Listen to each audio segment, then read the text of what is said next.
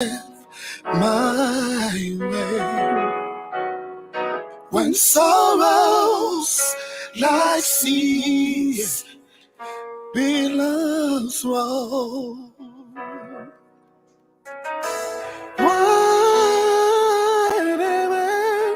my Lord, thou hast taught me to say, it is well, it is well with my soul.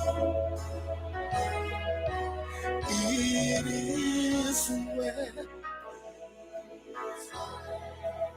with my soul. It is well. It is well with my soul. Though Satan should buffet now, though trials should come, let this blessed assurance control that Christ hath regarded my helpless estate and has shed his own blood for my soul. Say it is well, my God, with my soul. It is well, it is well with my soul. My sin, oh, the bliss, the good of this glory. Yes, thought my sin, not in part, but the whole is nailed to the cross, and I bear them no more. Praise the Lord, praise the Lord, oh my soul. Good God, I tell you, it is well. Yes, Lord, yes, with my soul, with my soul. It is well, it is well with my soul. It is well. Ooh, with my soul, with my soul. It is well, it is well with my soul.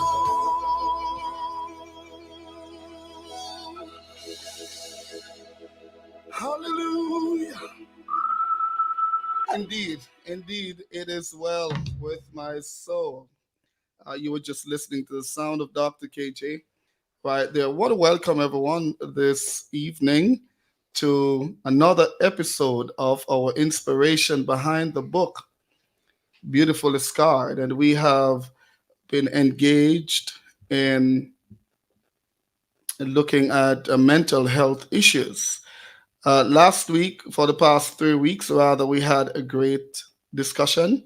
And this week, we are going to be continuing in another avenue. And we're going to be looking at domestic violence and its effect in this global pandemic. But first of all, let me welcome my beautiful wife, Nicole, looking so dapper in the new studio.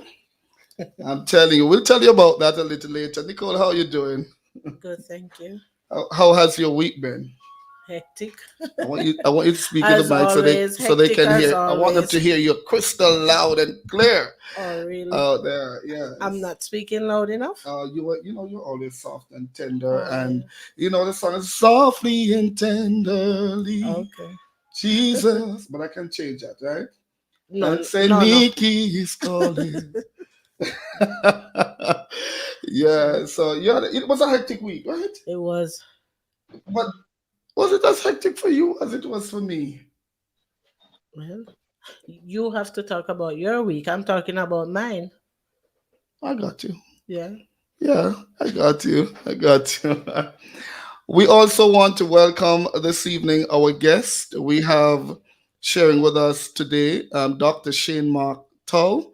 Dr. Tull is a clinical psychotherapist. He's a clinical psychotherapist, and no better person to have on our program this evening to discuss some of the issues that we're going to be talking about. Also, we have with us again. I love to have this guest. I'm telling you, I love to have this guest. He takes us through the biblical aspect of things. Bishop Revelina McPherson, we thank you for joining us this evening, my brother. And also, we have Minister Kamika. It should have been Pastor Kelly and Minister Kamika, but you see Pastor Kelly in the studio doing his technical thing. All right. And we welcome our producer and his wonderful family sharing in with us this evening. Before we continue, I want to play for you another song that is so dear to my heart. One of those days. Weeping may endure until I'm 59, but a minute after that I will be fine. Yo, KJ! Let me tell you this. Joy coming out the morning.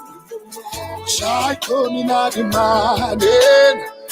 Joy coming out the morning. After one whole night of balling.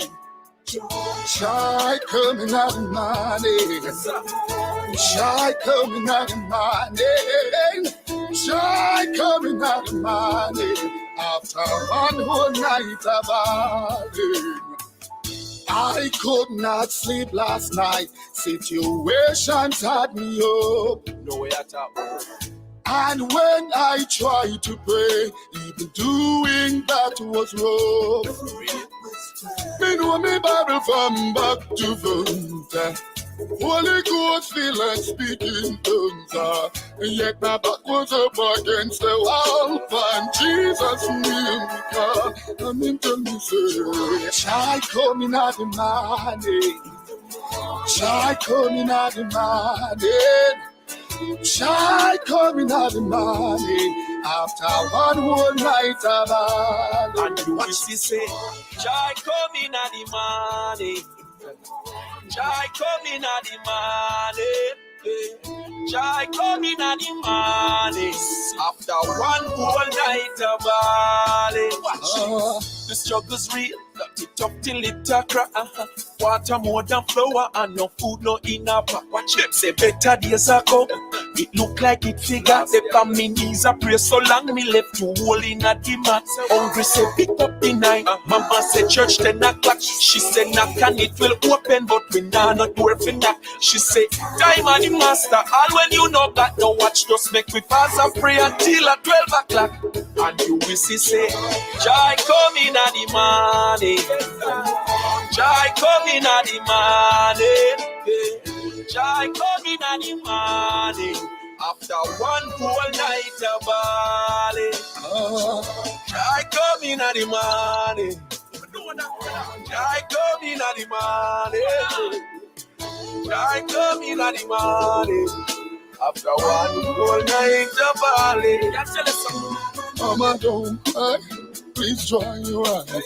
Daddy, don't cry. God knows you try. Sisters, don't weep. God knows your need. Brothers, hold on to the Most High. Mama, don't cry, dry up your eyes. Daddy, hold on, God knows you try. You try, you try, you try, you try. Oh, oh, oh, oh. Remember, no mistake. I could not mind it. I could not mind it. I could not mind it. After one more night of it. I could not mind it. Yes, indeed. Joy come in the morning. I know there's a lot of people who are hoping for their joy to come, because they're going through some things in the home. There are many people who are suffering in the home as a result of domestic violence. Domestic violence takes many forms. It can be verbal abuse, it can be sexual abuse, it can be physical abuse, it can be emotional abuse, it can be psychological abuse. All of this are under the one big heading of domestic violence. It becomes violence when it becomes physical, but all these are domestic issues that's happening into a home, into homes today, and it has gotten even worse as a result of the pandemic. Now, before I bring our guests in, I want to welcome Sister Paisley, uh, Sister Corey B, Evangelist Melvina Thomas. We want to welcome Tevin Cameron, Maxine Jenkley. We want to welcome Cynthia Reed. That's my mother-in-law, my lovely mother-in-law, Sister Izzy Thomas, Sister Denise Brown, Sister Vivian Jarrett. Want to welcome Norva Stevens, Nathalie Holness Dawkins. We want to welcome you all, and for everyone else, I'm very impressed to see Sister Nicola Sampson with us. I believe she's listening to us from the hospital right now, and in a little while, we're going to be asking for prayer for her. She suffered some illness recently and had to be rushed to the emergency room, and she was admitted. And so she's on tonight with us. Bishop McPherson, how has your week been, sir? It's been a very blessed week, man of God. I must say, firstly, good night to each and every one who's here with us. Good night to everyone out there who is listening on this medium. My week has been a blessed week. I can't complain. Things are not on the 100 side, but I'm coping by the help of God. Nice, nice. I am so happy to have you with us, Dr. Shane. How have you been? I see you've been eating a lot even after the Thanksgiving. September, how are you? All right, Dr. Shane will come back to us. I think his He's equipment fell. Minister Kimika, let's go over to you. I understand you've been traveling. You've become a traveler. How has your week been? It's been busy but great because I step into another level of worship with God. So it's been a wonderful week. Can't complain. Right, right. We have Dr. Shane back with us. I saw your equipment fell, but now we don't see the food anymore, sir. We're seeing the container for the food now. How have you been, Dr. Shane? I'm doing well. Good night, everyone. Thank you so much for hosting me. I really appreciate this. Thank you so much. Dr. Shane, let's begin with you. Domestic violence in the home. You're an expert on that. Dr. Shane is also an author. Dr. Shane do a lot of work with asylum seekers. He does a lot of work with the CDC and all of that. So he's well capable and able. And so we're very happy to have you. Domestic violence, what is that? I think it is anything that imposes one will onto the will of someone else, and it comes in many different forms. I think could be psychological, emotional, financial. If you're imposing your values and your beliefs on someone in a way that disempowers them, I think those are all forms of domestic violence. When we think of it, we really think of it as the physical violence in the relationship, but it's always a build up. It just doesn't, the physical violence part doesn't just happens when you meet someone. And I always tell this to a lot of women: when you meet someone, the way they engage you, the way you are able to respond to them, and the way when you respond to them, how they react, those are red flags. If you meet someone and immediately they're telling you how to dress and what to do, and how to handle your finances, especially if you've been an independent person, I think those are red flags to look out for, and to have those conversations. As a relationship therapist, one of the things I talk about is when you meet someone, you ask them, how do you do relationships? How do you navigate relationships? How do you navigate conflicts in relationship? And really, because I think when you are getting to know someone, it's an interview. You show up as your best self, and so you want to get as much information as possible from this person. So I think those little questions, and when you go on a date, how do they interact with you, and are they present when they're on a date with you, or are their eyes roving?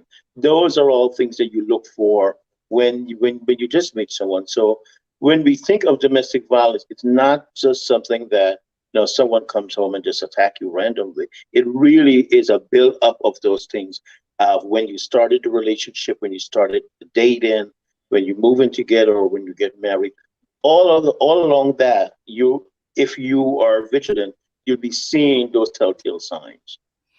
Doctor, you mentioned earlier that there are many forms of abuse, and you mentioned financial abuse. I'm sure this is new to a number of people. Can you elaborate a little more? How does financial abuse fit in to the whole category of domestic violence? Well, I think it's also an imbalance of power. The domestic violence is really about power over someone else. And if, let's say, the breadwinner of the family, that's the only person that's working, and they decide how the money is spent or how the money is not spent, that is control. And I want us to be very clear that domestic violence is not just women being violated. I think there are a lot of cases where domestic violence, where men have been the victims of domestic violence. So I think it's important that we put that out there.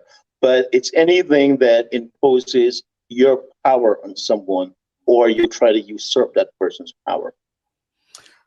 Bishop McPherson, I'm reading right now, intimate partner violence can be defined as a pattern of behavior in any relationship. As a bishop, as a pastor, as a church leader, how do you deal with these issues when you're confronted with them by your members? All right. First, I must say, when these events um approach my desk, or I would say approach me in person, because they come to me um so much times. I have dealt with them on several occasions. When the first thing I always have to attend to is to find out what's the cause of the problem. I don't just listen to one side of the story. I try to get both sides of the story, and then I try to define how to treat the situation. Then I ask God, who is the best instructor, the one who will give all insight. And when I ask God for His assistance in aid to help these individuals, He would either give me a revelation, or it will give me an instruction on what to do. So I cannot say in one nutshell, like I can say, okay, this is how I deal with this situation. There are several different ways how I attend to them. Depends on how it is been brought before me, is that's the way I have to deal. So if I should take one and I go with, say for instance, a person comes to me and said, my husband is abusing me because I don't give him enough sex. I would have to find repetitive scripture to aid in that. But say, for instance, the husband is not a Christian, he's not a believer. I then have to speak to him on my terms. As you know, I'm not where my wife is, and I have to be abstaining. Amen. So I have to, use my story to help. And at times it does help. And it comes with different there it is in how I have to deal with it. So I don't have a specific way, I do it personally.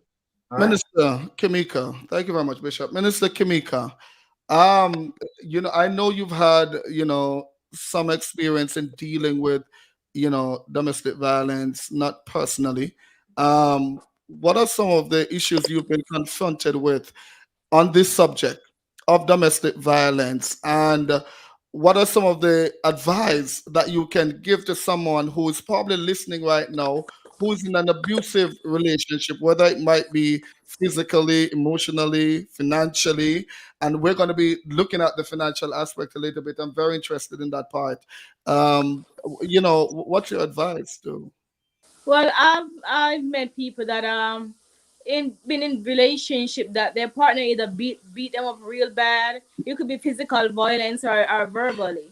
And I myself have verbally been like saying a lot of stuff to one of my partner at one point he actually slapped me in my face By because the I way, it's said not Pastor Kelly, everybody. no.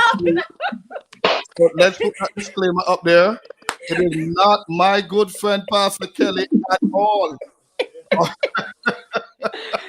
No, no, no, it's not Pastor Kelly. It actually happened when I was going to high school. I was dating someone and we broke up and got back together. And I said something out, you're thinking and you come out of your mouth and, was seeing somebody and was saying something. And he slapped me, like really slapped me in my face. And I cursed because I used to curse back then.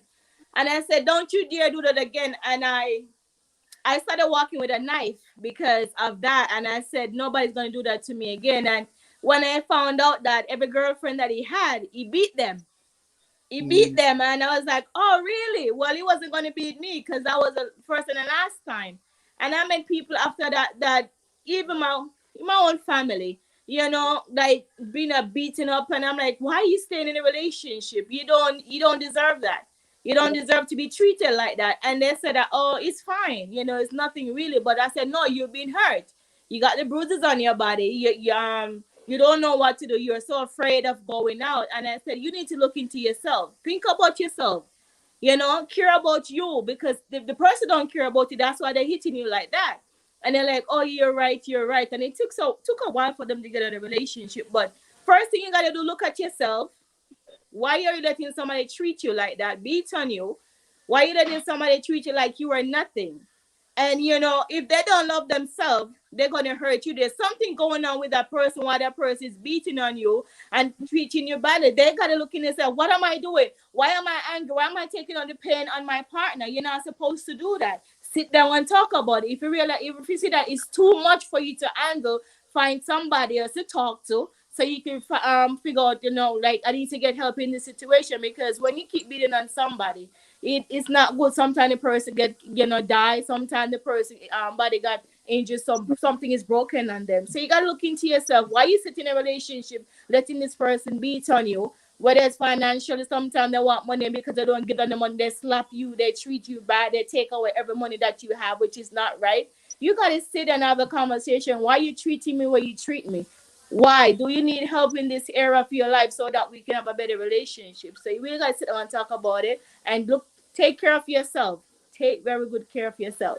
I hope everybody's hearing how the financial aspect is coming out. I just heard you make mention of that again, Minister Kimika. Some women are slapped because the man, sometimes it's the other way around. Yes. Man is slapped because a lot of people don't think that men are domestically violated.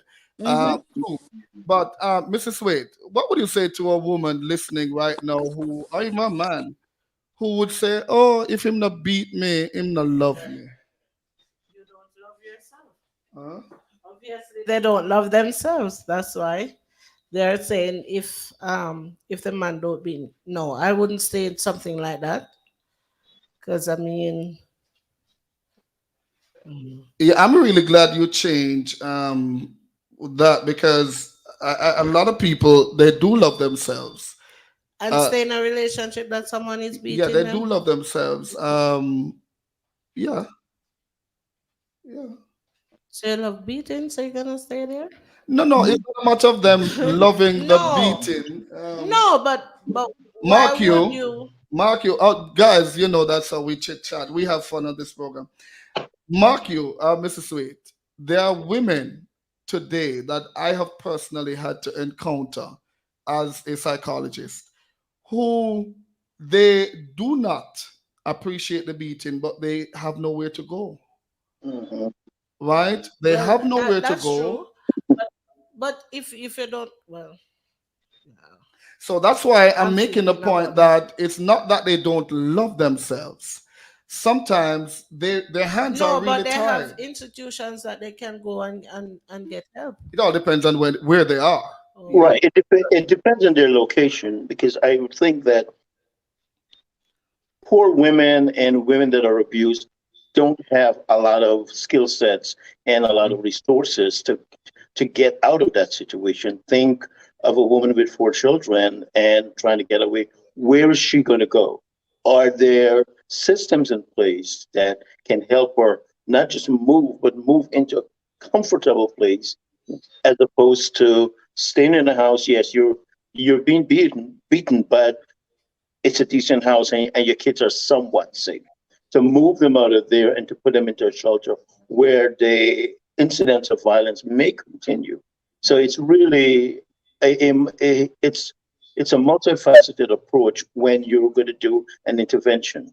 You want to make sure that where they're moving is safe, and you want to plan properly.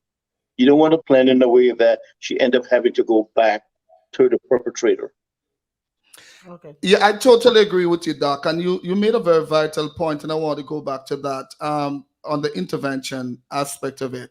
Just run through the process of how we intervene, how we deal with matters in terms of intervention among people who experience domestic violence. You mentioned that going into the home, sometimes into the shelter. For example, they go to that shelter, but then they're domestically violated again Mhm. versus they perhaps don't even know, and that is going to be opening a wound all over again and adding salt to the wound. Now, how do we intervene? I think you can intervene as a community because I think most everybody know that everybody knows the family that has the domestic violence and that is happening. I think at times we play a blind eye to it. We say, "Oh, it's not my house, it's not my business." But I think the only way we can address domestic violence is from a community perspective, like the bishop was saying. If a couple in your congregation comes to you or one of them come to you and you can physically see the domestic violence and the bruises on their body, how do you as a collective, as a church, respond to that? And I think it is important that we look at some of the legal avenues that I think perpetrators need to be held responsible. For example, the police should get involved. You're supposed to secure the the family, but I think the perpetrator should be held accountable. I think accountability, the research has shown that men that have to participate in these accountability programs and pay for it have shown that their behavior have changed. And then when you hold people responsible, that is the important thing to do. But holding them responsible and not giving them the opportunity to be better people is not it's not good enough because I think compassion and accountability can coexist in the same space, and it's from a religious perspective. I'm sure you can understand that, but I also think it's a community that has to move in and support that family, and it doesn't always necessarily mean that you put the husband out the house, but you want to intervene in a way that he knows that if you do this again, the police will be involved, you'll have to leave, and in the meantime these are things that you need to do to address your anger management. And if it's enrolling them in an anger management class, making them go to programs that holds them accountable. Those are very important things, along with what the church is providing. You want to provide that support and the prayer and all those things that we need when we are in crisis. Yes, Bishop McPherson. Yes, sir. In the case where I am a neighbor of a church relative, all right, and I know that someone in that house, my neighbor's house, is being, abused, domestically abused. What should be my role as the neighbor in combating what's going on next door? All right. All right. This one is a hard one, but let me just use my thinking cap on this one and ask a lot. All right. Your neighbor is your, say, for instance, the neighbor is your friend. I'm presuming that because some neighbors are enemies. So let's say that your neighbor is your friend. You talk to that person, and that person do talk to you very well. Your role in that is that you will get into the matter in a way not to be fully involved, but seek out a possible way in which you can help the individual or the situation. All right, say for instance, the husband is a violent person, whereas he like to use weapons or so forth. You can, if he listens to you, you can go and you talk to the husband. If he's a beat and abuser to the person, or vice versa, if the female counterpart is an abuser, you can talk to the person, let them know that this is not right, this is not good to the health of the other individual. And in so doing, if they are responsive to you, you can seek out a possible way to help them. So, say for instance, the person start telling you, "This is what is the reason why I have to be doing this." You try to find means and way, or get somebody else who you think is well able to assist in the situation. Like myself, let me use myself as an example. There was a sister in my church that had been used and abused by her baby father. She planned to get married, and it never went well. Seemingly, witchcraft becomes manifested in it, and it never happened. Now, the other person became abusive verbally, but the former boyfriend, our baby father, became abusive physically. Now, she called me, and I have to go to the individual house. And when I was there with her, she was letting me know that this is what the gentleman was saying. He's going to kill her, and he's going to do such and so forth.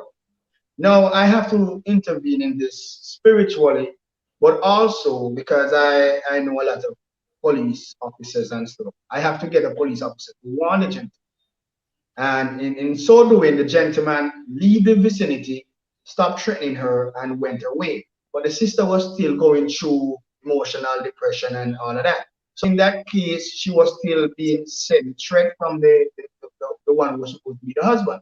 So I now have to tell her to break communication, and I have to pray against certain spiritual attacks that was coming up against her because she was losing everything. She lost her business, lost a lot of stuff due to what was taking place. And so in that case, I just get involved, and spiritually, divinely, God break certain things, and the police got involved and they break certain things. I then encourage her to, get back herself closer to God and do what is right. Um, she found out that she was pregnant. She lost the baby due to what was going on. But in the same event, I keep up with her. I hid assistance to her. She needed like groceries, money, and stuff like that because there's no husband isn't there, no boyfriend isn't there now, no help isn't there. She lost her job, so I got involved. At that time, I'm not sure if I was married yet, but anywho, I was helping because that's what I always. So I was helping in that, assisting in that way. And now the sister is back on her way working, and I don't know what that she no longer keep contact with. But you as a neighbor, you get involved. You see a possible way out, or you get in contact with persons who can help with the situation, and it can be fixed. It can be fixed before it goes further. Because what if I never got involved? It could have been a worse scenario because the guy was threatening and he was a trigger puller. So, yeah. All right, so Bishop, so I am here with my wife. Yes. I decide that I am going to kill her.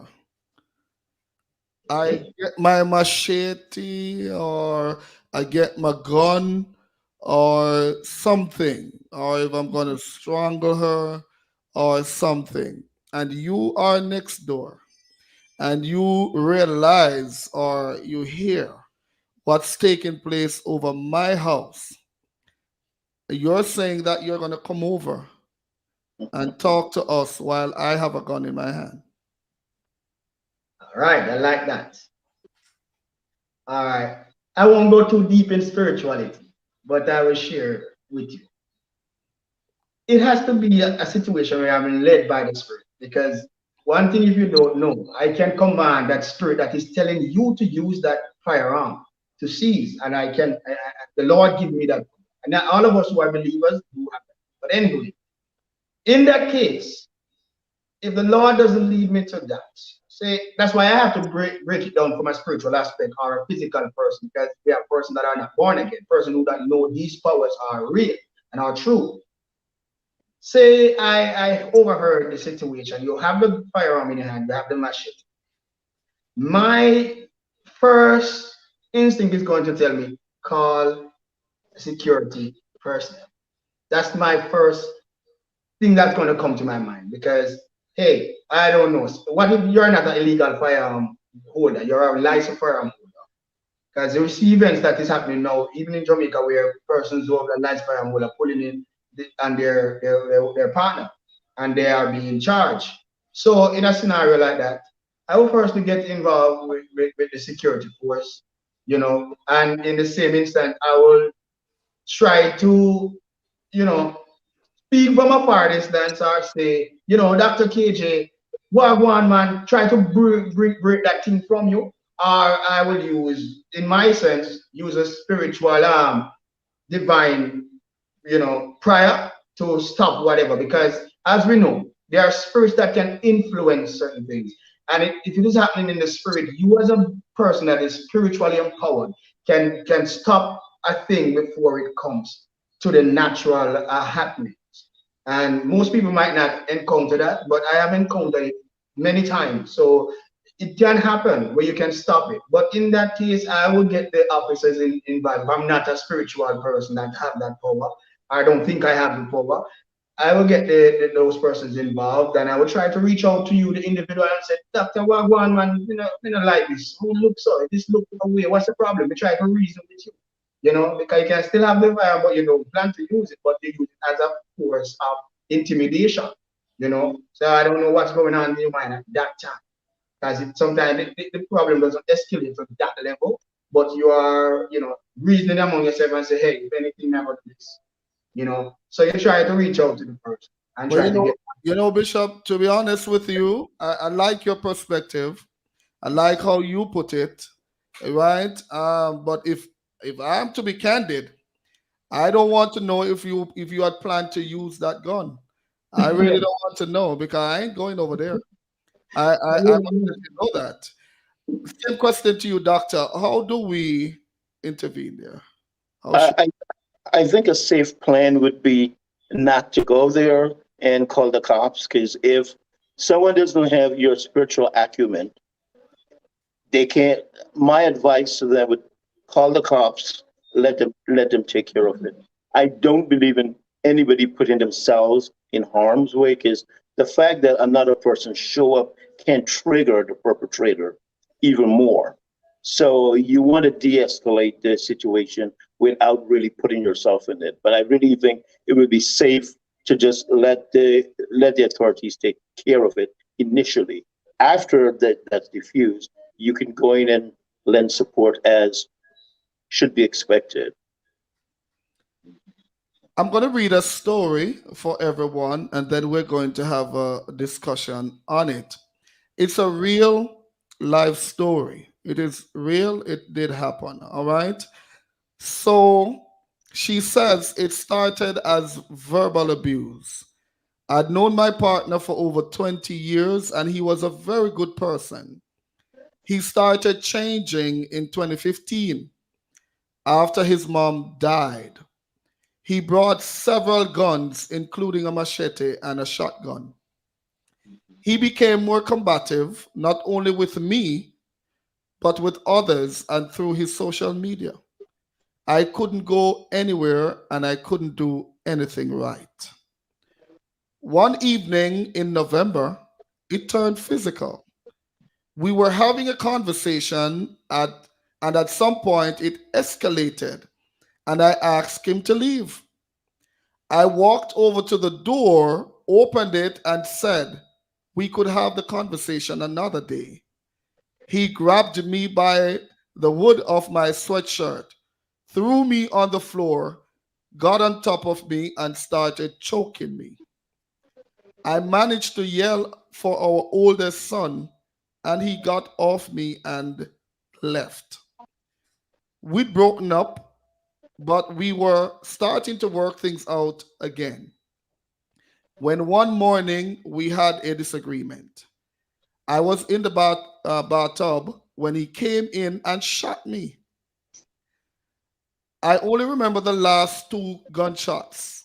I looked up, I looked up at him and he says, "Look at what you made me do. You made me shoot you."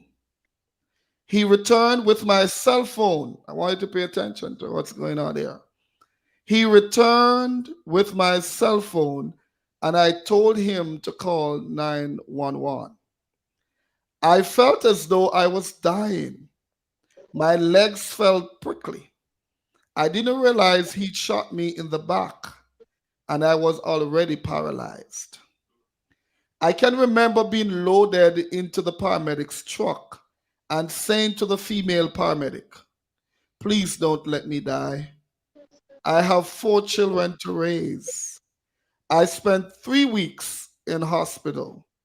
During that time, around 400 people came to visit me. That's when I realized I had a message I wanted to share. Now, let me stop that one there. Doctor, in this scenario, was this victim stupid to have gone back to this man? I think that's one of the pathology of domestic violence because the perpetrator could be extremely charming, extremely engaging when everyone is around, and then just in 1 second flips. So the wife, her experience with him has been somewhat confusing because she's trying to marry these two personalities of this charming, caring person and this violent monster that pops up. Most times women fall in love with the man they want the person to become and not recognizing the person that he is, who is violent and cruel. So a part of this of the pathology of domestic violence is that the women always end up feeling sorry for him and taking him back and going back. I'm sure you've known cases that women refuse to press charges. That's why in many states now that they don't have the authority anymore to say, okay, well, I'm not pressing charges. The state presses charges because of the emotion. Because remember, domestic violence, it's an emotional, psychological torment. And even though that the woman is seeking peace and trying to find the best part of this person, they have to recognize that the best part of him is very minute, and the larger part of him is more of a monster. And if he's not willing to get up, and I think that's one of the things when I talk about accountability, that someone that violent should not be in the home. Because I'm sure that the first experience that she had with him that she reported in 2015, I doubt that was the first time that he attacked her, or he made her felt unsafe. Even just imposing your power, imposing your presence on somebody and making them feel threatened. That's violence. Let me ask, Nicole, do you think this woman was wrong to have allowed this man, after choking her, to come back in the home to the point now that he was able to shoot her? And do you think that this man really wanted to kill this woman even before he came back to the house? Well, I think it depends on the relationship that they had before. Because sometimes someone will be going through something that's deep and it causes them to do something that they really don't want to do, but it happened. But I think she should have gotten counseling first before she had let him back in. Also, maybe he came back with a charm and charm her to,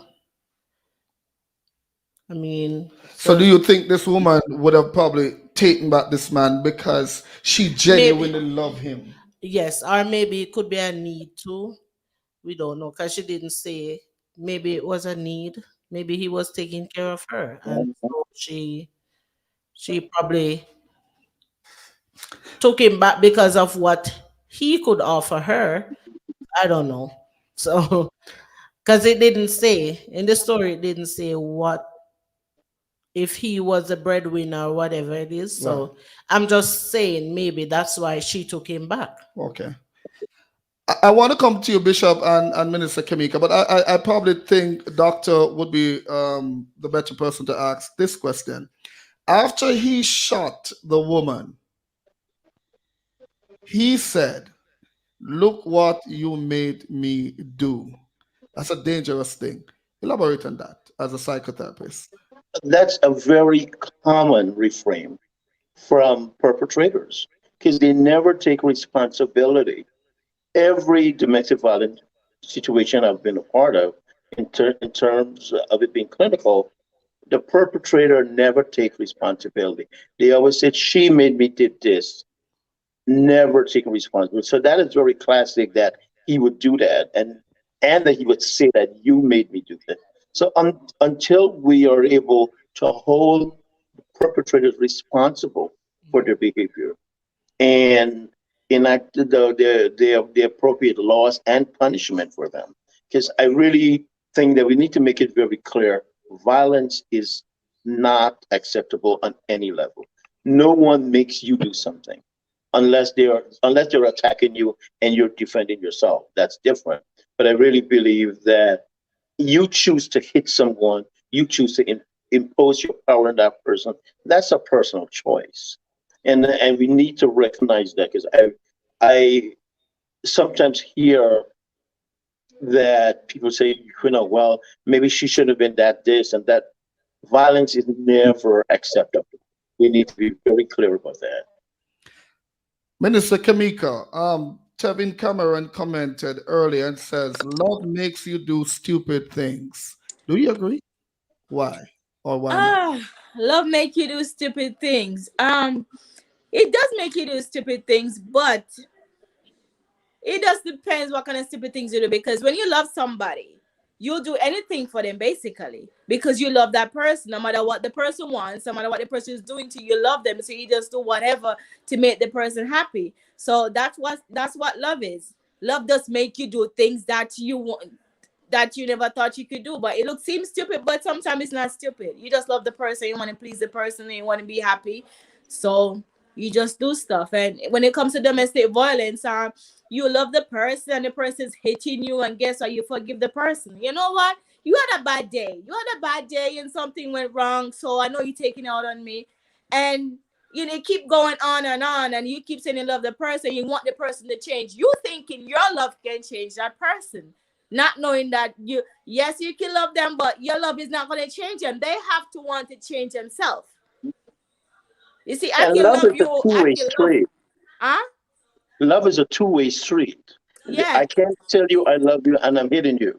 Yeah, That's not that's love. the thing. And I've seen it. And I was to work in a commercial shelter for families, right?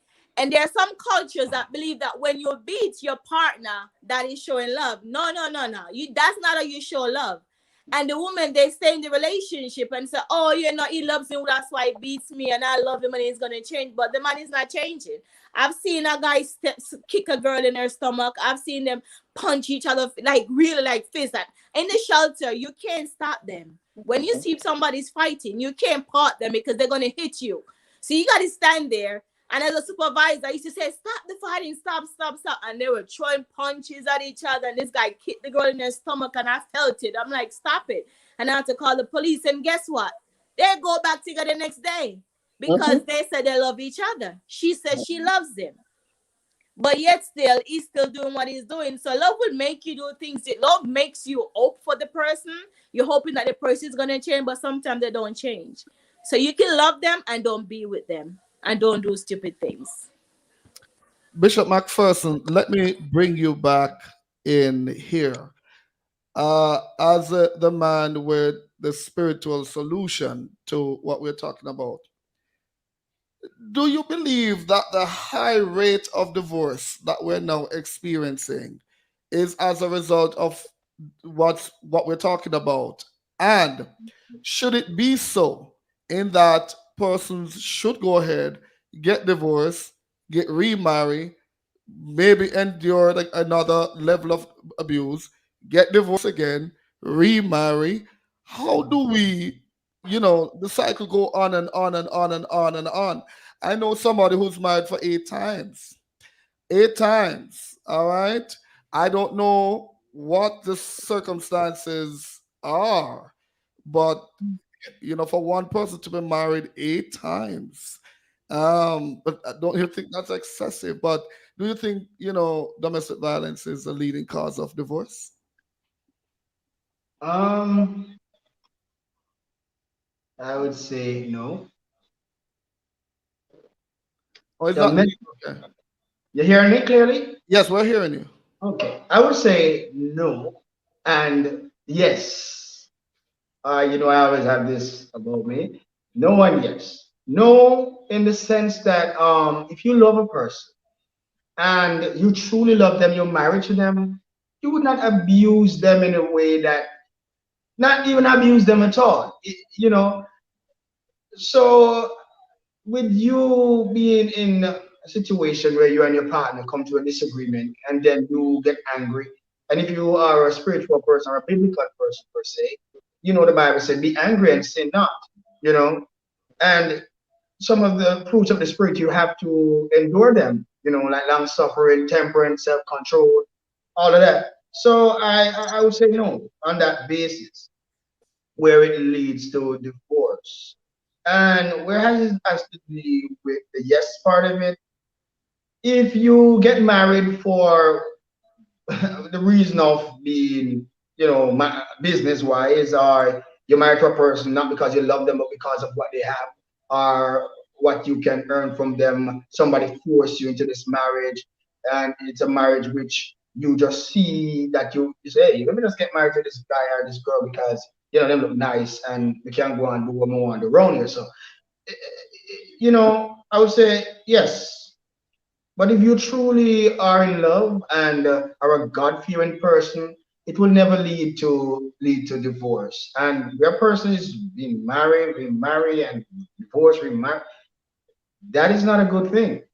For the believers, once married, stay married.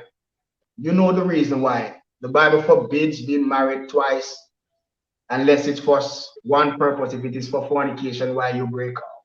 I don't want to go into that teaching because of very lengthy teaching. So just putting that out there, Doctor. Back over to you. Pastor, can I interject? Are you saying that once you marry, someone should stay married even though they're being ill-treated in any way? All right. I got this question a while back when I was teaching a Bible studies, and I'm glad you asked it. Counseling is very important in marriage, and before marriage, in the process of marriage, and while you're going through marriage. The counseling is important. So if you're in an abusive marriage where you're being abused, and as we started off, we said seek help. It is necessary to seek help because in so doing, you don't know if the person that is undergoing whatever the situation is a cause of a root of a family curse or a generational curse or something that has to do with their background or what they're encountering throughout the day at work or the friendship or spiritual. We're living in a world of spirituality, and things can affect you while you are out there. Even I myself, being a man of God, things do come to my thoughts, but I do knowing what I have to do to get rid of it. I deal with it right there and then. Thoughts do come to you, and it's upon the thoughts in which you act. So the thoughts become manifested, and that's what it is.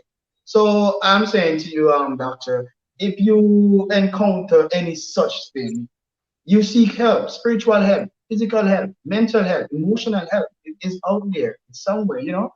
So I'm not encouraging a person to run off and leave because on my side, I have to protect what I stand for.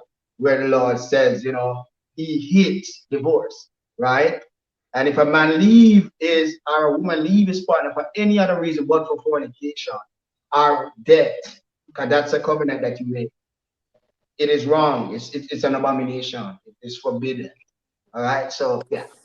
But allow me to have some clarity here. I Yes.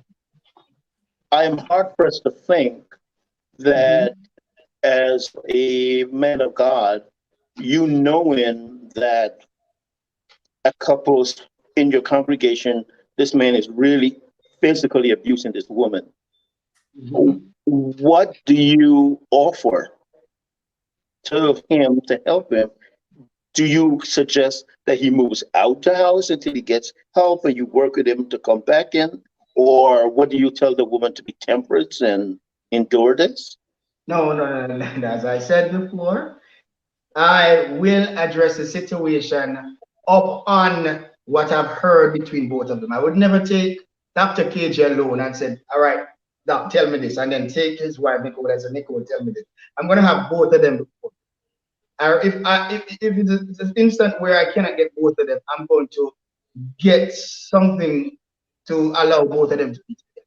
I'm not just going to take one person saying because that's where I'm going to be able to solve the problem by the No, I'm help of just God. asking if she Yeah. shows up literally battered, like you could physically see that she has an encounter. That's where the police will involve. I am That's not a it. police officer, so I'm going to get the lawman involved in that case if it's that. But say it doesn't reach there yet, I would just hand down counseling and I will try to seek out a possible way to change the situation and fix it if there means to be fixed. But I'm not going to run in and say, run away. If they call me, I am always the first responder. So I'm ready. Anybody who know me over the years, they will tell you I'm a first responder. I take the problem as it's mine, right? So I'm going to always attend to it. I'm not going to say, okay, I'm going to call you back, and then I'll call you right on time. I'll get to it. I will try to find somebody to fit in. I have a lot of persons that will try to move on the command which I will do. So seek help. Help is there. It's really something that will help you. I'm going to Mhm. ask my producer to put the question from Adam up. The question from Adam, and I want to see if we can figure out what this person is asking. I think it's a very important question. Doctor, I think the person's asking if abusers, if they're suffering from a personality disorder. Uh, Say the that again.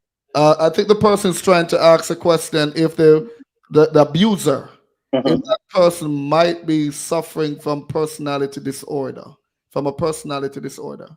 But even if they are suffering from a personality disorder, that could be addressed and they still have to take responsibility for their behavior. Everything we do, we have to take responsibility. Because even if you're suffering a personality disorder, that's a mental health issue. There are places and things out there that they can access and get help. So I want us to be very clear that we're not using things like personality disorder and childhood trauma as excuse for the current behavior, even though it may be rooted in that, and that should be explored. But there must be accountability. Like I said before, compassion and accountability can coexist in the same space. I can say, listen, I will support you as you go and get help. And I've done that with perpetrators. I recognize that you have some childhood trauma and that informs how you deal with relationship and this is how it shows up. However, I will need you not to be in the house.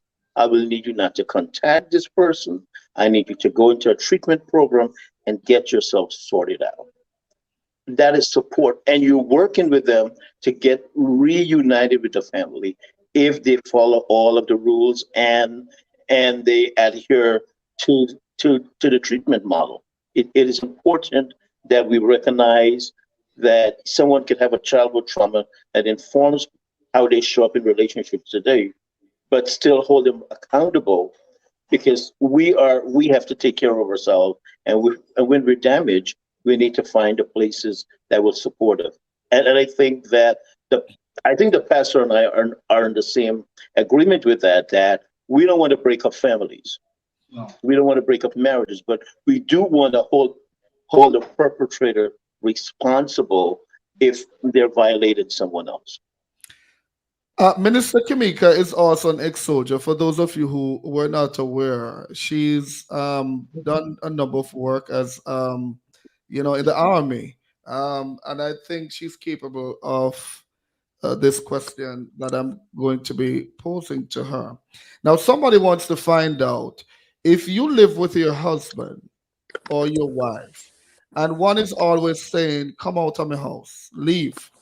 Come out of my house every time, come out of my house, but they can't leave because they really have no help.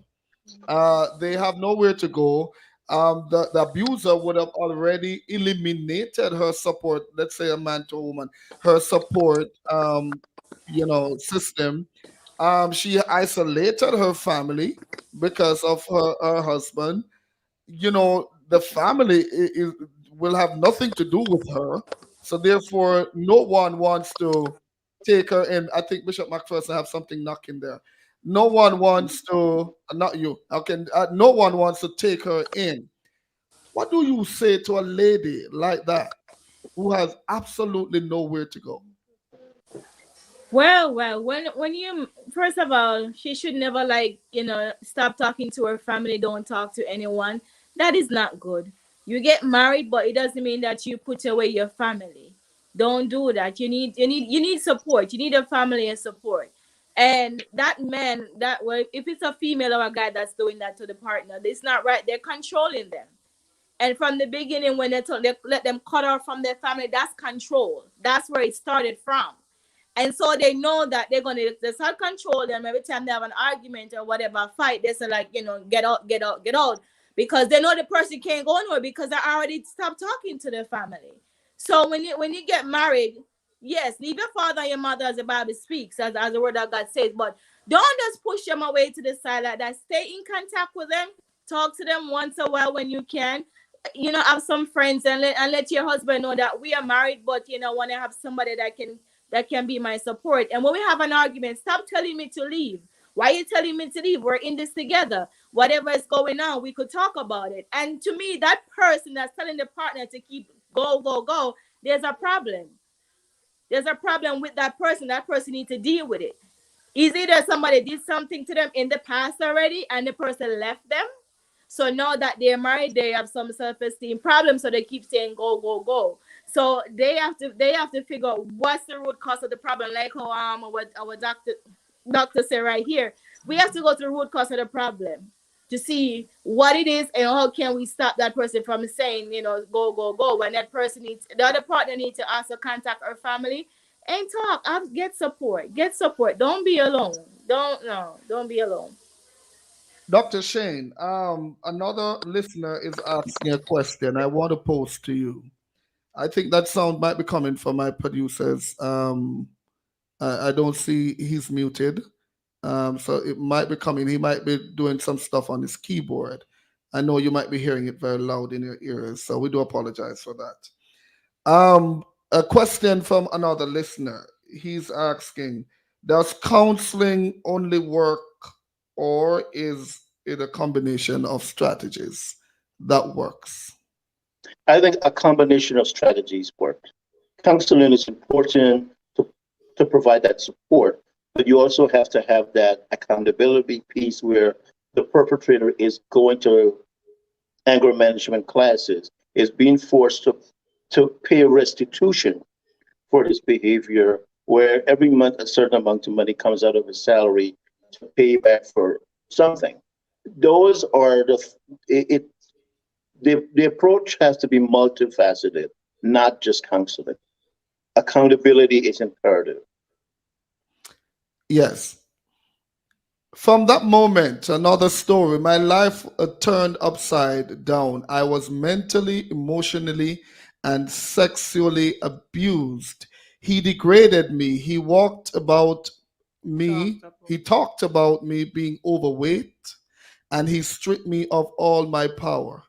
I began to question my self worth, self confidence, and my true purpose in life. I thought of committing suicide many times. It was a way out for me. I told no one in the beginning.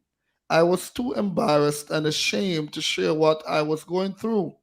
My family and friends adored him. He isolated me from my support system, those who loved and cared for me dearly. Lines of communication with family and friends were limited. He monitored my every move. Eventually, I built up enough courage and strength to tell a relative. He said, "I believe you. You deserve better. What can I do to help?" I left him and went to live with her for a while. But my abuser convinced me to return to him. He swore that he would seek counseling, an anger management program, but he never did. He said all the right things to get me back in his possession. I believed him with all my heart. I gave him another chance. Change never came. One day he put his hands around my neck and began to strangle me. It was like he was possessed. He said to me, "I will kill you if you ever leave me again." I saw myself dying at his hand. This lady says she went to bed and she prayed. I heard this soft voice in my ear and I knew it was the voice of God. The next morning, I woke up and the voice said to me, "Today is the day you must leave." I couldn't believe what I was hearing. I told him I was leaving for work and gave him a kiss goodbye. I hid behind a building across from our apartment building, and when I saw him get into his car, I returned to the apartment to gather my things, and I never went back. It was the scariest time of my life. Starting over without him was very challenging, but I pressed forward, determined to live again. I got busy volunteering at a local shelter and speaking out against domestic violence in some uncomfortable spaces. Let me stop there. Doctor, this story, she mentioned that she was mentally, emotionally, and sexually abused. Elaborate on that sexually abuse part because a number of people believe that when you're married, there's absolutely no way one partner can be sexually abused. Can you elaborate on that?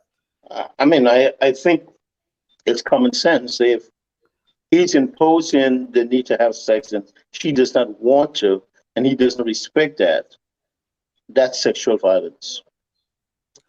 It doesn't matter how long you're married, because I don't, marriage is this interactive, didactic partnership. If you want to have sex and your partner is tired and you can't respect that, that's problematic. That is problematic. Maybe you need to ask her, okay, maybe I'll come home tomorrow a little early and help you do some chores and make life a little more easier for you. And maybe she'll be in a better mood to accommodate your needs. We always have to think of ways that we can reach out to our partners and support them. In this situation, this man does not have the capacity to see his partner as an equal. He sees her as a possession, and he said it. So it's important. Language is important. What we say has power, and it really influences how someone perceives us. Let me ask a question. I'm going to ask a general question. Anyone can take up this one, including Nicole. So, if you're married and your spouse, your wife or your husband, comes home and want to be intimate, want intercourse, and one partner says no, and every night that persists. So every night you hear no, I'm not in the mood. 1 week has passed. Second week you're hearing no, no, no. All right. But then in the case of the man, he decides, I'm tired of this. I'm going to take it. Is that still sexual abuse? And if it is sexual abuse, what are the options for this man? And that is rape, Good. plain and simple. Right. Okay, it is rape. What should the man do, Bishop, in that case? He's not getting anything.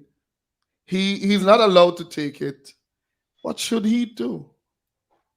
He should take his wife and talk to her about the situation. She don't want That's to the hear key. anything. She don't want to hear anything from him.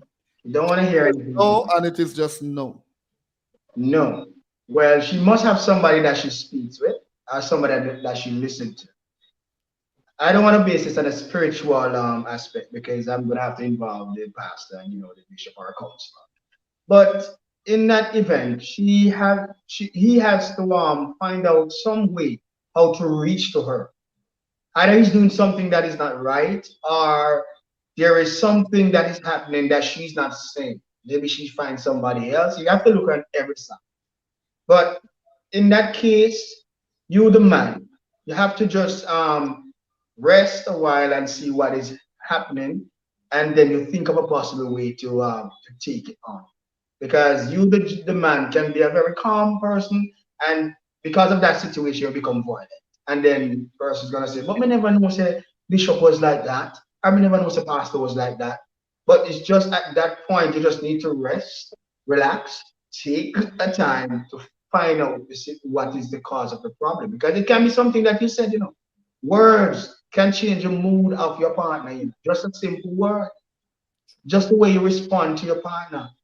Sometimes you say something and you never know it hurt them that deep, and then it just change their mood from you, and then they don't have that sexual preference anymore. Right? They just feel like they don't want to. So it changes the mood of the woman for so long Yeah, you that can. that every night, my, Mrs. Wade, what would you say to somebody who is experienced this issue that we're talking about? Do you think the man should take it and it shouldn't be considered rape, or do you think he should continue abstaining and just pray to God and drink some lime juice, and what should he do? No, that's why I believe communication is the key. In any relationship, communication is the key. So if you say something to me that is hurting me, you should make me so comfortable that I can come to you and talk to you about anything at all. And so maybe the person did say something to her that really hurt her feeling, or maybe during the whole act it wasn't as good as, so she probably never want it again or something. You don't know. So, so or maybe during the act you said something that really turned the person off. You don't know. So communication is the key. In any relationship, communication is key. As Definitely. Mrs. Wade was talking, a story, a case came back to me, and I want to throw that at you, Minister Kimika. Now, this couple, the woman is so holy. She is absolutely, as a matter of fact, I know two cases. One in the reverse where the man is the one who's so holy. But let's talk about the woman. The woman is so So why you holy. talking about the woman? Why you can't talk about talk about the man? Yeah, why you say the woman? Why you have to Okay. lean No, so much on the woman? no, I'm going to talk No, about the talk man. about I'm the going to talk man. about the man, but let's take the woman one first. All right.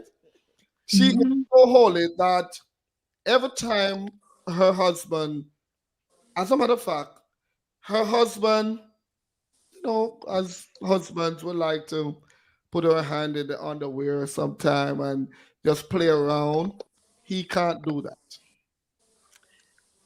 He can't. There are certain things that he would want that she will never do Okay. in the bedroom. She'll never do. Every time before they become intimate, she has to get olive oil and pray, anoint the penis, Why? and do all these stuff. Okay. No, there must be a reason. Hold on, That's we're why getting there. communication is the key. Hold on, we're So gonna get there's a there. reason why she's doing it. Okay. So she has to anoint it and she has to pray. Okay. She has to bless it and sanctify it. And my wife know the story, and I always say to her, if that were me, Bishop, by the time you don't sanctify and you don't consecrate, me done, You know. me done. So in that regards, the man is frustrated. Yeah. He's frustrated, and he told me that he think his only solution to that is to get what he needs in the house outside, because he's not getting it on the inside. He can get it on the outside. So he thinks that would be the best resolve for what he is experiencing.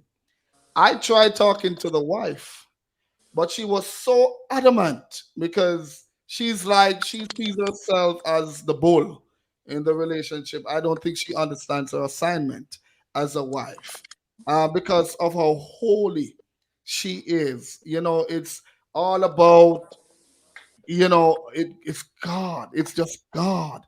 And I'm trying to tell her that, listen, even the act is God. Mhm. You can worship in the act, it is God. But she would have none of it. She sleeps in the longest nightwear that there is. Her husband, this is a shocking part. Her husband had never seen her walk in the room, their personal space, naked. She would go in the shower and she would get dressed in the shower. So if pubic hair is there, the husband says, I don't know. Because she's not giving me anything, because by the time she done pray, I don't want it no more. And he's frustrated. Doc, what do you, our Bishop Minister Kimika, how do you help this man? Well, well, well, well, well. Oh my God, Doc. Wow. I feel sorry for that man. As a Christian, yes, I pray and I worship God. I do all of that. But when it comes to my husband, first of all, my husband is anointed already. I don't need to put no olive oil on his penis. I don't need to do that. Drop it like, Because you're married and God consecrates you both already. So you're both anointed already. No olive oil. If he has Bishop a having olive oil, yes, Bishop I used to, consecrate already. if he has a rectal problem, he can't stand up. Then he probably gonna pray about it. But if he's good, you don't need to do that No, every time, it's not right? an erectile problem. He has no erectile problem. It's that the erection has been there, but the prayer kills it. Yeah, so it's her. First of all, probably she had some sexual problem going on, because first of all, I was abused. Let me tell you, I was abused sexually, right? Molest, all of that, right? So when I just got married, it was a little bit challenging in the beginning. And I said to me and my husband, we talk about it, and it was kind of like different because now I'm married and I haven't, done anything for years. And I realized that I had to talk. We spoke about it, and I talked to God and I said, God, help me, because now I'm married. You know, my husband gonna touch me all over. It's gonna feel different than it was before, and God work it out. And now I love. Oh my God, I love making up to my husband. Right? So she don't want her husband to even touch her sexually. Something is wrong with that. And for she to keep praying, there's nothing wrong with the man. Something is wrong with her that she needs to deal with. She don't think she's capable of pleasing her husband in the bed. So that's why she go through all of that praying and want to anoint his penis so God could give them a special anointing during the sex time. But no, that will not fix it. She have to deal with what she's dealing with inside. And stop hiding herself. She have a low self-esteem problem also too, because you don't go in the shower and dress in the shower. No, listen, you're married, you're free. You should walk around your house naked. If you and your husband is there, put on some nice sexy lingerie. Let your husband see you sexy. Don't let his mind think about somebody else outside, because if every Pastor time you Kelly, sit there and you Pastor pray, Kelly.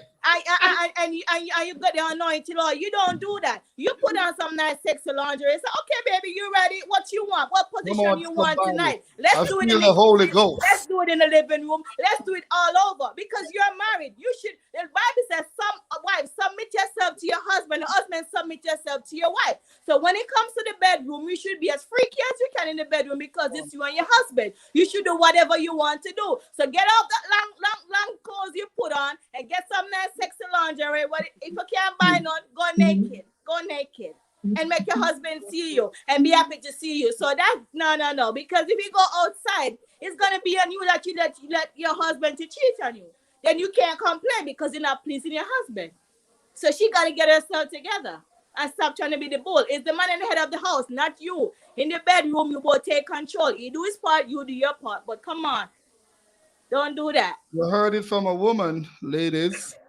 Now, let me share the story of the man so my wife don't get at me tonight. Now, doctor, this man, in reverse, he's the one that is so holy. He is so holy, and Bishop keeps holding up his olive oil. So I'm not sure if Bishop is in that category. All right, Bishop. The man is so holy that what I explained about the woman, he does similar. He does similar. But the only difference is with the woman and the man, the first story, the man is still with the wife. This one with this man, the woman left him. She left because she says she's tired of this. Now, the woman, she was never able to put her hand in his underwear and hold Brother John and talk to Brother John and stuff like that. Now, if you have a matter like that before you as a clinical psychotherapist, how do you deal with a man like that? Or, help the women? Can I laugh first? Okay. It's laughable. And he's definitely an outliner in terms of the men that we probably all know. But I really think it would be important to explore what childhood trauma he's experienced, or what teaching, because remember, when we're kids and we investigate things that are sexual, we always get a backlash from the adults. You're too young, you're too fast, you're too this. So we can really inform a child's sense of self. For example, if an 11-year-old is masturbating and his mom caught him, what she says to him can really impact how he sees himself into manhood. So that's why it's important for us to talk to our children about sex and what's healthy about it and what's safe about it. If he probably had a childhood trauma where, he was just enjoying himself, his mom walking or his grandmother walking, and she probably called everyone else and said, "Look what this boy I do." Embarrassing him, shaming him. For a young man, that is powerful. Yeah. Okay. And so you really have to go back into someone's history and find out what happened that he has this preoccupation with religion and thinking that sex is not a religious experience, because as we all know, it really is. Yeah. Bishop, you have a matter like that before you. How do you handle that? The olive oil. Okay. All right. Um, I'm going to take my take straight from the Bible. The Bible tells us, you must not suffer each other, in that sense. It is a thing that you must do. The Bible itself tells you must do that. Just as much as you pray, you can do as much as you can have. So in that case, I'm going to tell whichever individual is suffering or is maybe going through that situation, I'm going to speak to the person and say, listen, you're in error with the Bible, because this seems to be a religious thing. Then let's take it from that piece, because I mean, marriage has to do with biblical aspect. Because nobody who is not married in the Lord ain't gonna do that. They're gonna probably try some things that I wouldn't do. I wouldn't think about it. But say you are a biblical person, I will show you that scripture and show you that, listen, if you are doing anything other than this, you're in error, and you have to abide by this because you're married.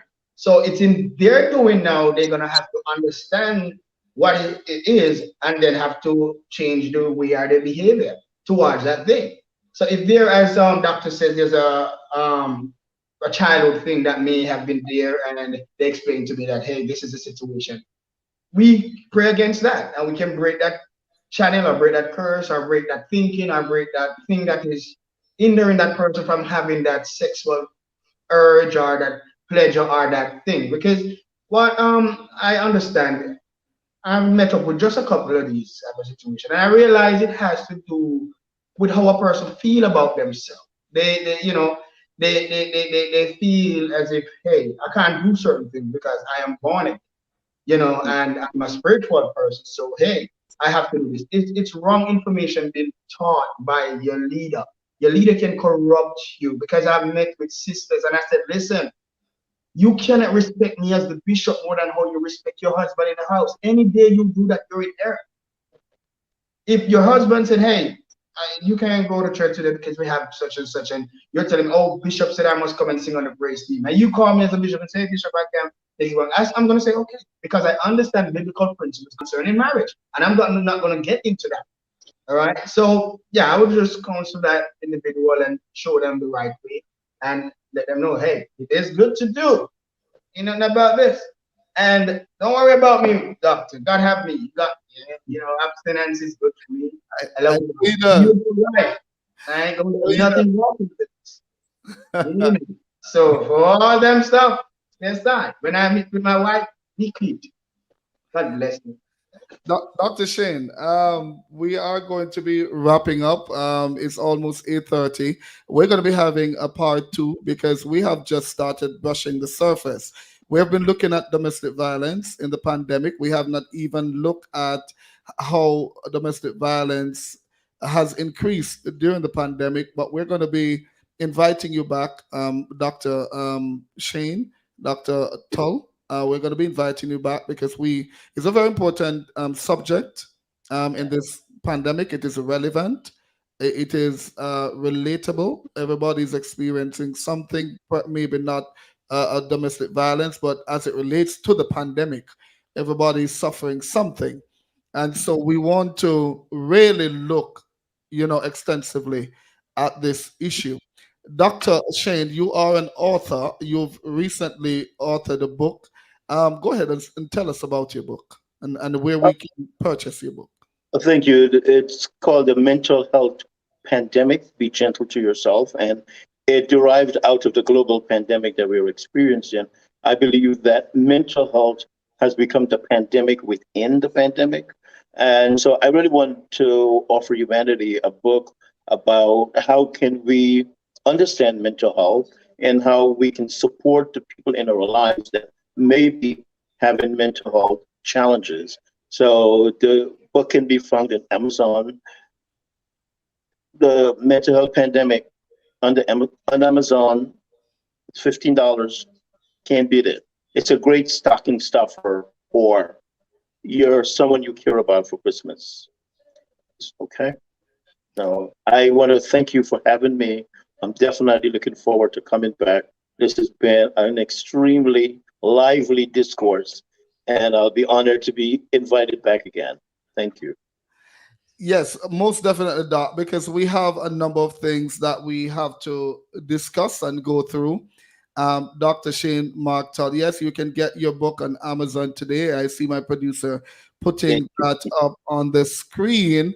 If you, I think he's trying to get the book, the actual copy of the book up, so you can see what it looks like. But if he's not able to get it up, don't worry about it, listeners. Next week we're going to be making sure that you're able to see what the book looks like. But in the meantime, you can hop on to Amazon.com and you can purchase a copy of his book. Can you tell us the name of the book again, Doctor?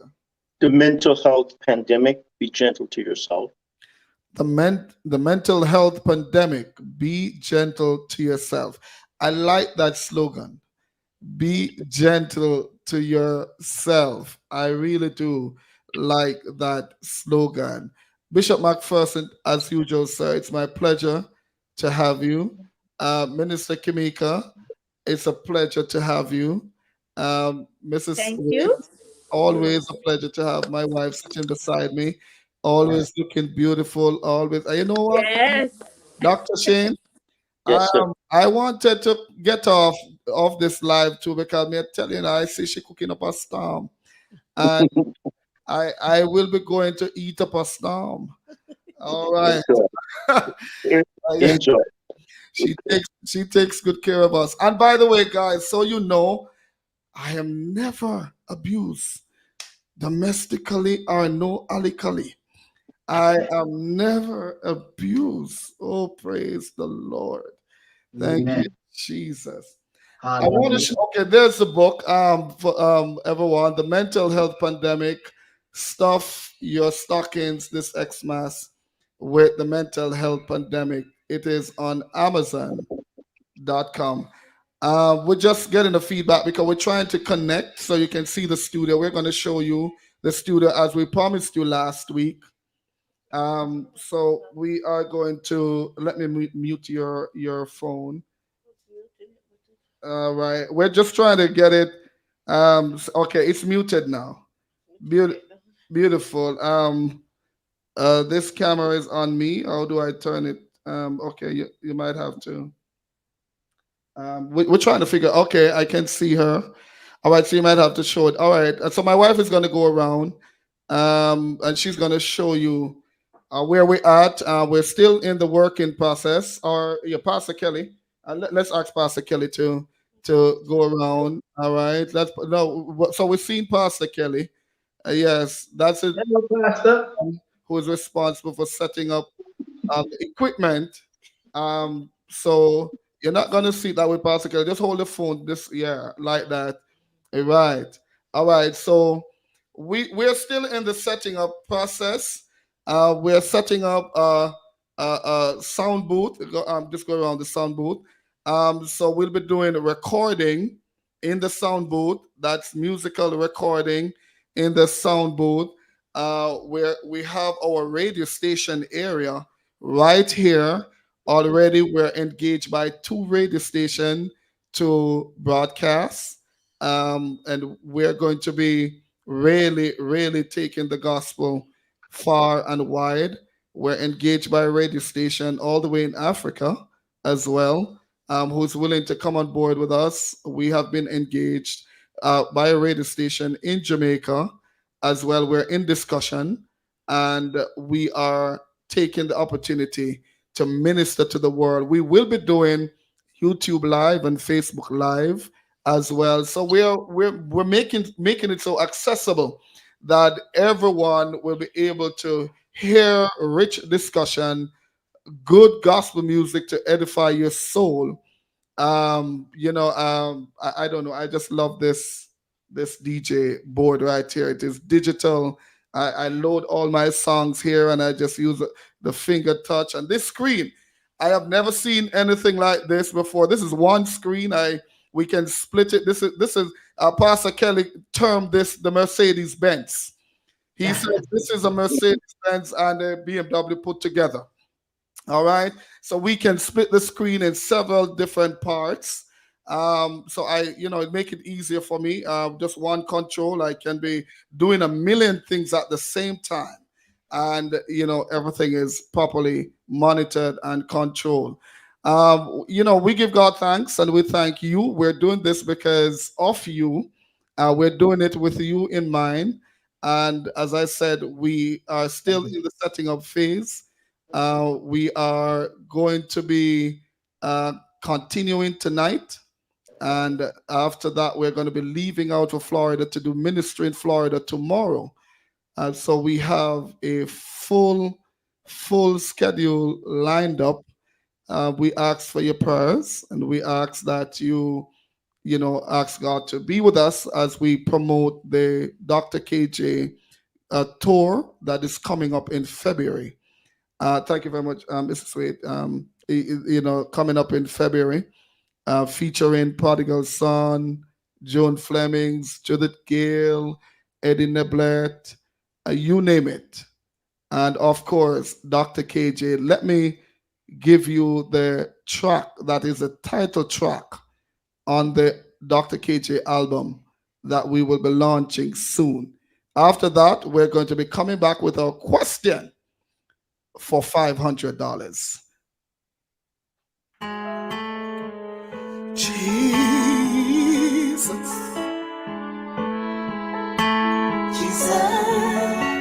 oh my mind, floodgates are open, floodgates are open, floodgates are open, pouring out of mercy, pouring out of mercy, floodgates are open, floodgates are open, floodgates are open, pouring out of mercy, pouring out of mercy. Didn't I tell you to try me? But here I asking why me? But why not you? Favors over you. Stand by you. His grace will carry you through. Gates are open. Floodgates are open. The floodgates are open. Pouring out of blessing. Pouring out of mercy. The floodgates are open. Floodgates are open. Floodgates are open. Pouring out of mercy. Pouring out of mercy. I'm fixing characters and am bending broken dreams. In this Kairos moment, every prophecy is fulfilled. Feels like heaven, angels rushing, the worship in this room. Chains are broken and doors are open. Feel the rain, hey, the floodgates are open, floodgates are open, pouring out a blessing, pouring out a blessing, and pour me out a blessing, Jesus. You said you will provide for me. The floodgates are open. Pour me out a blessing. Pour me out.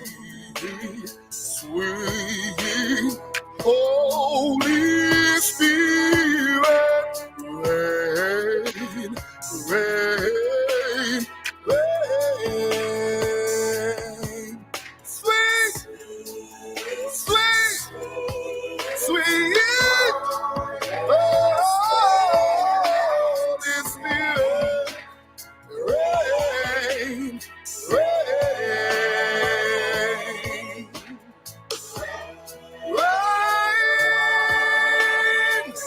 come on, rain down, Holy Spirit.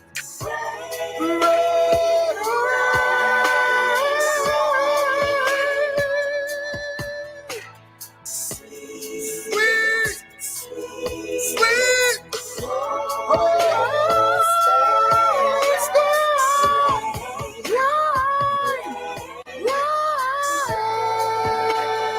floodgates are open. The floodgates are open. Floodgates are open. Pour me out of blazing. Pour me out of blazing. Floodgates are open. Floodgates are open, yeah, Lord. Indeed, the floodgates are open. The floodgates are indeed open. So we'll be launching the Floodgates album and also my second book, Embrace the Promise. So want to invite everyone in Florida to come on out on February 11th, in Philadelphia on February 12th, and in Brooklyn, New York on February 13th. It's going to be a grand occasion. All right, so Mr. Producer, let's shoot the question up. Now, there are 3 persons not eligible. Bishop McPherson, Sister Izzy, and also, Mr. Producer, can we get the instruction? I want them to see the instruction at the bottom. So can we take that running up? Yes. And Cadian, my passion, not eligible to respond. Now, Mr. Producer will be shooting the first answer up. Follow the yellow brick road.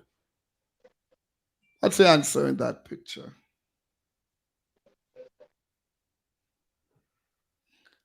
Follow the yellow brick road.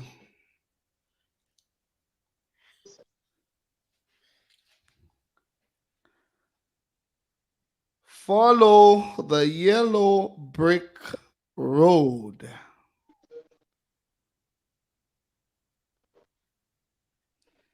Aisha Lewis says 7. No. Follow the. Mr. Producer, you can shoot them up on the screen. As they come in, you can just shoot them on the screen. So everyone can see them. You know, whatever your answer is. All right. That's Aisha 7. All right. Follow Jamaica Lady, floodgates open. Okay. Fancy Reed, turn left. Norva Stevens, L. Fancy Reed, L. No. Follow the yellow brick road. I love it. While you do that, let me give you something else from the Dr. KJ album coming up soon. This one is featuring Joan Flemings. Peace be still.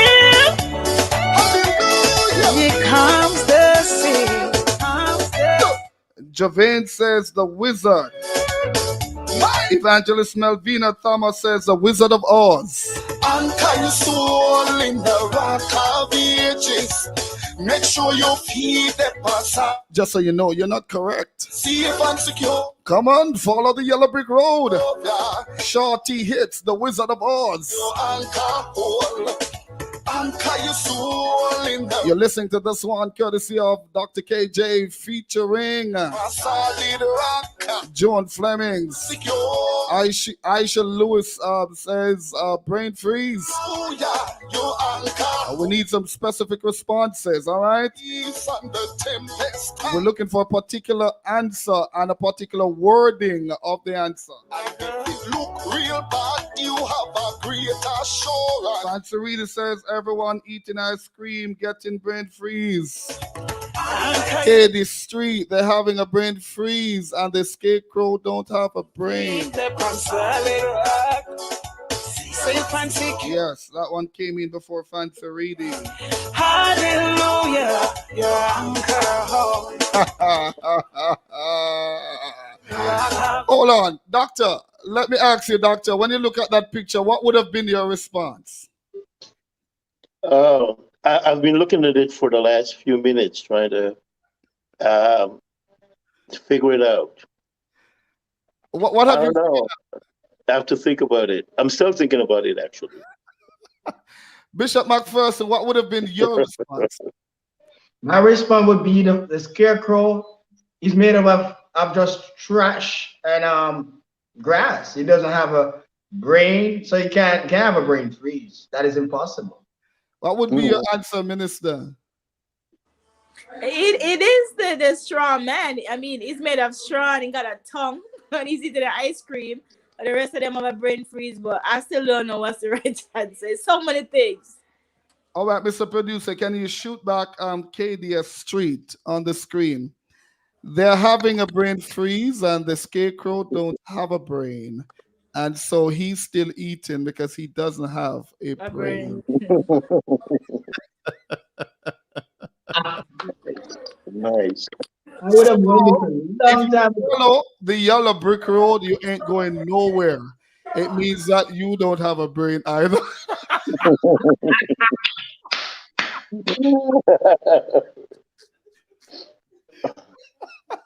Wow. Yeah, but Katie's Street is correct. They're having a brain freeze, and the scarecrow don't have a brain, which is why he is not having.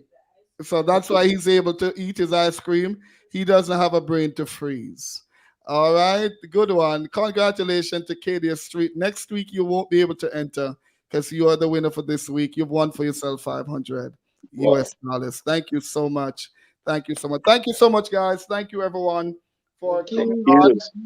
It has been my pleasure. Until next week, same time, we invite you to join us again. Until such time, what good?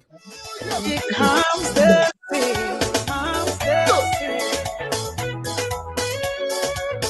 My God! Anchor your soul in the rock of ages. Make sure your feet are solid rock. Safe and secure in the Lord Jehovah. Hallelujah, your anchor hold. Anchor your soul in the rock of ages. Solid rock. Safe and secure in the Lord Jehovah. Hallelujah, your anchor hold. The billows rise and the tempest starts. Yes, sir. Storm comes through, a happy look. And if it look real bad, you have a great assurance. Jehovah Shammah is the one you know. Anchor your soul in the rock of ages. Make sure your feet lip on solid rock. Safe and secure in the Lord Jehovah. Hallelujah, your anchor hold. Anchor your soul in the rock of ages. Make sure your feet upon solid rock. Safe and secure in the Lord Jehovah. Hallelujah, your anchor hold. Show your anchor. Show your anchor. Make sure say your anchor hold. Show your anchor. Show your anchor. Make sure say your anchor hold. Show your anchor. Show your anchor. Make sure say your anchor hold. Show your anchor. Show your anchor. Make sure say your anchor hold. Make sure that your anchor hold. Make sure that you're safe and secure. Make sure that your anchor hold. Make sure that you're safe and secure. Me make sure that me anchor. Me make sure that me safe and secure. Me make sure that me anchor. Me make sure that me safe and secure. Anchor your soul in the rock of the ages. Make sure your feet are solid rock. Safe and secure in the Lord Jehovah. Hallelujah, your anchor hold. Yes, it look like say you never hold much longer. The Idle wherever backs you to and fro. You slip and slide, but you keep holding on to Jesus. One thing we know is that you anchor secure. Anchor your soul in the rock of ages. Keep your feet in the solid ground. Right hand in, you put your right hand out. Right hand in, and you shake it all about. Wave your hand to Jesus, turn yourself around. That's what it's all about. Let's go! Climbing me climbing, moving me moving, moving up the narrow way. Yes, sir. Climbing me climbing, moving me moving, moving up the narrow way. Me might lose some weight, now lose faith. Climbing up the narrow way. Yes, the old dragon with him sword, the black off the road. Climbing up the narrow way. Again, climbing me climbing, moving me moving, moving up the narrow way. Climbing me climbing, moving me moving, moving up the narrow way. Me might lose some weight and not lose faith. Climbing up the narrow way. Oh, dragon with him sword, the black off the road. Climbing up the narrow. Listen, the road is rough. The road is rocky. Hallelujah, me not joke me jacket.